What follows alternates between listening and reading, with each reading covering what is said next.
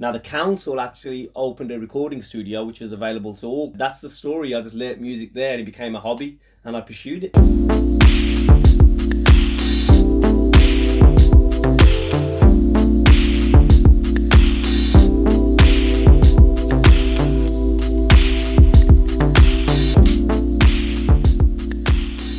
Welcome to Take 5 with Cohesion Plus, and today we've got Mr. Jundu himself, aka PBN, in the house. How's it going, Heps?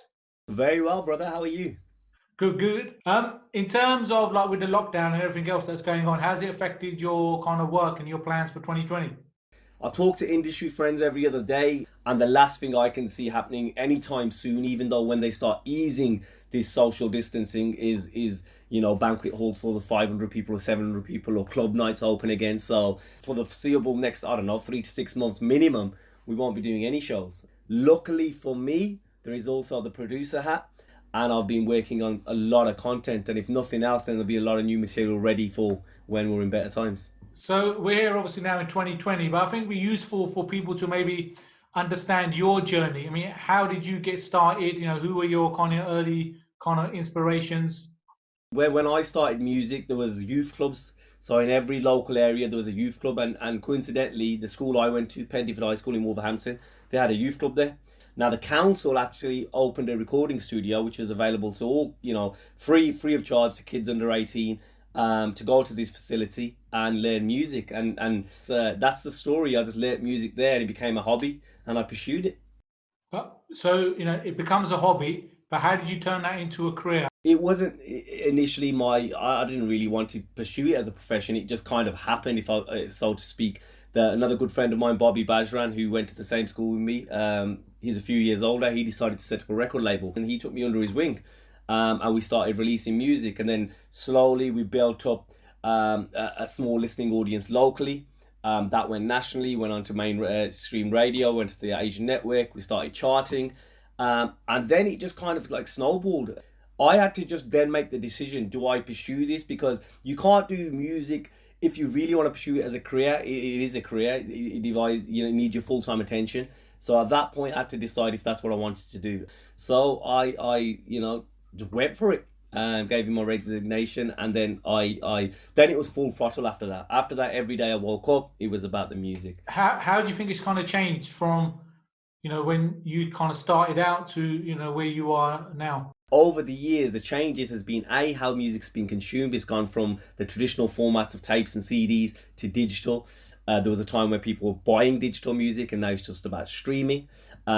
Music making, now you can make music from anywhere. There's no specific UK sound. We've all got the same equipment. Has it changed the way you record your music as well now? Technology has advanced. People can make music. We're not losing quality. There's always going to be the debate about certain outboard gears better, but generally speaking, you look at the biggest dance DJs, for example, mainstream, they're producing on the aeroplane, with a MacBook and some headphones. So and that's just all because of the advancement of technology and software that's available now. One of the questions I wanted to ask you was around kind of female representation within like the Bhangra music industry. What more maybe potentially could the industry be doing to kind of increase the kind of gender representation? I think it's just about females coming forward right now. I think social networks, again, Instagram, every other day I'm seeing new female talent, and they're uploading their videos on TikTok or doing covers or renditions, and they're being picked up now as well. So I think we're going to slowly see a more gradual change of more females coming through just because of the social networks and what's out there right now. If you was giving advice to yourself maybe 10, 15 years ago when you were starting out, from your kind of experiences that you've had since, what advice would you give? To me, what I've learned is life is a balance. There has to be positives, there has to be negatives. And I think I used to beat myself up over the negatives, but really that's just all part and parcel of life. And you have to go through them times to appreciate the good times as well. So I think just to be a little bit more light-hearted and carefree. Well, it's going to do a little bit of light-hearted, quick fire, yeah? Okay. Talking about your musical influences, first of all. So if I say to you like Azad or Apna Sangeet, Apna Sangeet, Hira or Alat, Hira, if I said to you B21 or Jesse Sidhu, Ooh. B21 with Jussie Sidhu, the founding members. I also know that you're a real big boxing fan, just like Oh, myself. huge. So are you. Fine. Yeah. So Joshua or Fury? Fury. Joshua or Wilder? Joshua. Joshua or White? Joshua. I think we can only go by their previous fights. We've seen Joshua be caught out a few times now. We've seen Tyson Fury put on career best wins in recent times. So yeah, I'm edging towards Fury. Yeah. Getting back to the music again. What's your kind of plans once we come out of lockdown? Obviously, you're recording stuff at the moment.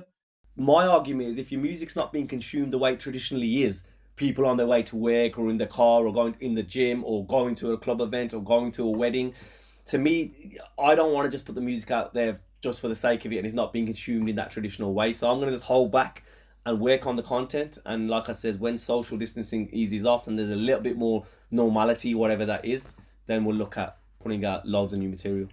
Heps, PBN, thank you very much for joining us. Take 5 with Cohesion Plus. Absolute pleasure. Thank you.